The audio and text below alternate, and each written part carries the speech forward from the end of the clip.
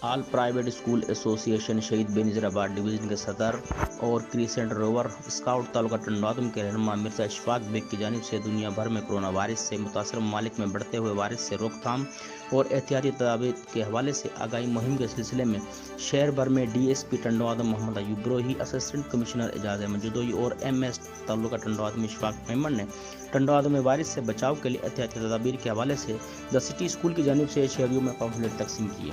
اور لوگوں کو احتیاطی تدابیر برتنے کی بھی سخت سے سخت ہدایت دی۔ اس موقع پر ڈی ایس پی ٹنڈوادم محمد ایوب بروہی، اسسٹنٹ کمشنر اعجاز احمد جدوئی نے پریس کلب میں صحافیوں سے گفتگو کرتے ہوئے کہا کہ حکومت سندھ کے احکامات اور ڈپٹی کمشنر سانگڑ اور ایس ایس پی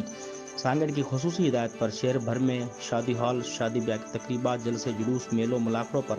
پابندی عائد کر دی گئی ہے۔ اس کے خلاف ورزی کرنے والوں کے خلاف سخت قانونی کارروائی کی جائے گی۔ اس لیے شہریوں سے گزارش ہے کہ وہ انتظامیہ سے تعاون کریں تاکہ کورونا جیسے جان لیوا مرض سے چھٹکارا پا سکیں۔ رانا محمد سلیمان، سانگڑ نیوز۔